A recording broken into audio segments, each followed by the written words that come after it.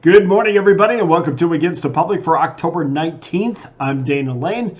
It is hard to believe that we are all the way through the midway point of college football, and it's more than halfway past the midway point of October. It is crazy how quickly this stuff goes. But anyway, enjoying the season for sure. Today I'm going to have 3 free college football plays for you to get your weekend started. After we finish, as usual, please go to pickdawgz.com. You can expect to find my premium college football plays, National Hockey League, and American League Championship Series winners up on the site as we speak. Remember, you can get my college football 3-pack for tomorrow, $54.99. In fact, I'm going to have a 5-pack tomorrow. That's going to be $69.99, and you can jump on board with that. My NHL 3-pack will be $49.99. And of course, every 3-pack, every individual play always comes with our Pick Dawgz win guarantee. You must profit or receive an immediate site credit for the purchase price. In addition, this is very important tomorrow because it's a massive card I put up on college football. I love this slate, and as we get further and further into college football, I become more and more comfortable with each and every one of these teams. So we have a massive card in college football tomorrow. You can become an all-access member and get every play that I release in college football, the NFL, Major League Baseball, the NHL, college basketball, NBA, every play that I release for one low price, and you can do that over the next 30 days for less than $11 a day, the next 90 days for less than $10 a day, or better yet, guys, just jump on that all-access pass for the next 365 days. Comes out to be about $3.70 a day, and you get every play from today to this time next year for one low price. Just know that you can go up on pickdawgz.com and you can see the success that we've had. But we got a lot to get to, so I want to get to your free plays as quickly as possible so we can get through them. We're going to start things off 12 o'clock Eastern Times, 377, 378 Wisconsin Badgers on the road. -8, 41.5 is your total against the Northwestern Wildcats. We're getting a good number in this one. The Badgers open up at 7.5.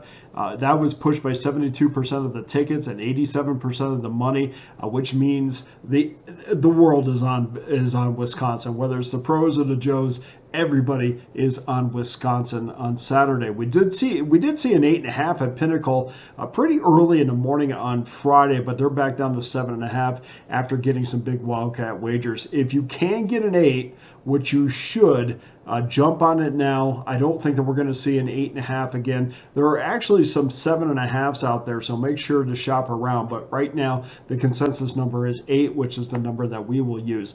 Badgers are 4-2 on the season after winning their second straight game. They've won their last 2 games by a combined score of 96-13 against Rutgers and against Purdue. That was their last 2 covers.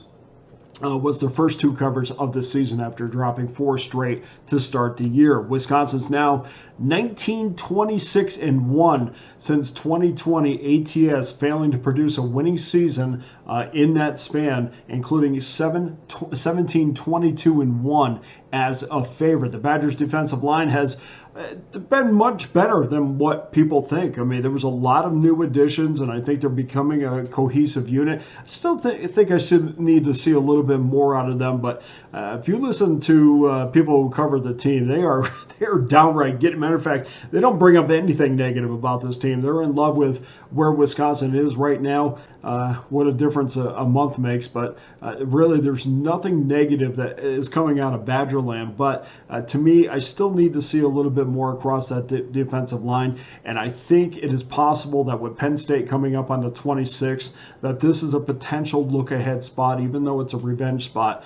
That defensive line, as I mentioned, has been terrific at getting pressures, but not necessarily sacks. And if I'm David Braun, I'm going to implement a quick north-south passing game. I'm going to make the Badgers chase me all day long. I'm going to use their aggressiveness against them, and then I'm going to ask Jack Lausch to take some shots downfield. We've seen other opponents take shots against Wisconsin and have success. Jack is not a guy that is known for a downfield passer. I think there's going to be more of an intermediate passing game, but you can still have plenty of success with that. he doesn't throw the ball much, but I think he will tomorrow, just to keep Wisconsin honest. And of course, he's got he's got legs and he can run well, and we know Northwestern is going to run quite a bit. So the 8 to me is a generous number. I'm going to take Northwestern plus the 8 as your first free pick, and then game number 2. We're going to keep it at 3:30 Eastern time. Texas State Bobcats on the road, -10, 16.5 is your total against the Old Dominion Monarchs. Interesting line movement here. We see 78% of the total wagers on the Bobcats, but 63% of the cash is on ODU. So let's look inside those numbers a little bit. There was a report of an opening number of 7.5. Can't really. Sometimes you get these smaller books that will put these outlandish numbers out, numbers that are 3-4 points off of what they know it should be, and then they get a big wager and then they go back to where they should. But I can't find that now, and it's likely that that number was adjusted. It was maybe a send out number or something that a smaller book put up. But I did see a 7.5 as far as the report was concerned, but we saw professional wagers coming in early in the week on ODU at plus 11. We saw 11 and 10.5, one at Caesars, New Jersey, one at FanDuel, Virginia. So there was quite a bit of professional money coming in on ODU. The number did get down to -9.5 on Wednesday at sportsbook.com, but I think we're looking at a solid number of plus 10. Texas State 4-2 overall, 3-3 ATS after covering their second straight game against Arkansas State, winning that game 41-9 as a 13.5 point favorite. Bobcats are now 12-15 ATS since 2022, including 4-7 ATS against teams under 500. Since 2021, Old Dominion is 23-17 ATS, but the majority of that has come as an underdog, where they have a 21-12 mark against the number. The Monarchs are 12-6 ATS in their last 18 games when getting 8 or more points. Of course, numbers only tell you where you've been. They will never tell you where they're going, but the difference in this one will be the home field advantage to me. It's massive, something they haven't had in over a month. People are going to be very excited about the team coming back home. They must contain Jordan McLeod, which I think with that secondary, Mario Easterly, if you haven't watched him play, he was fantastic last week. Get a hold of a replay last week. You'll see what I mean. He was terrific against Georgia State. I think that's going to be enough to keep ODU within this number. We're going to take the Monarchs plus the 10. And then game number 3, game that's near and dear to my heart, 3:30 Eastern time. Notre Dame Fighting Irish on the road, -14, 49.5 is your total against the Georgia Tech Yellow Jackets. The money is coming in fast on the Irish.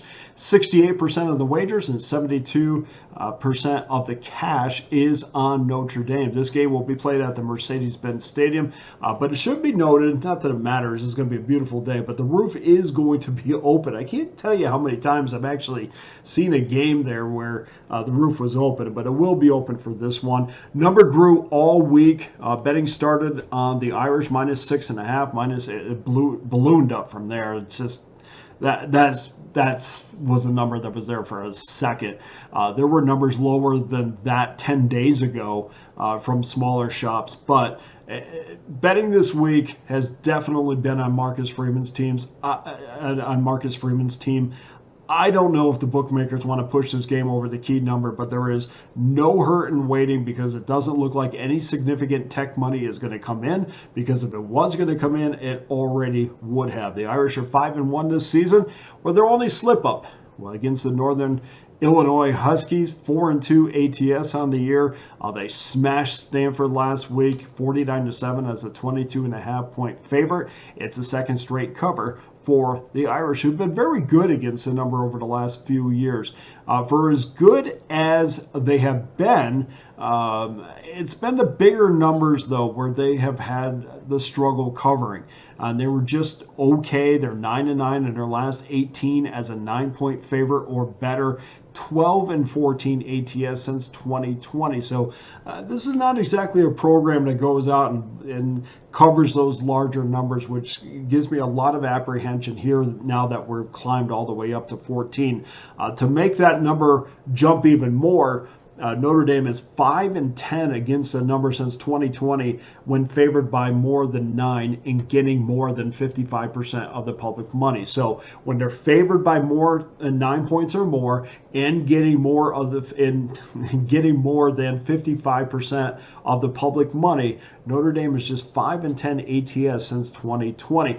My confidence in quarterback Riley Leonard, I'm still not as high on him as a lot of people are, and I've noticed that, we began the season even against Texas A&M. There's something I can't get out of the back of my mind with him missing receivers, and we've seen it a lot, and it kind of gets lost in the shuffle when Notre Dame's having plenty of success, but there were so many receivers that he has missed, but he's made so many big plays with his legs as well, so you kind of forget about the mistakes, and there were still some question marks.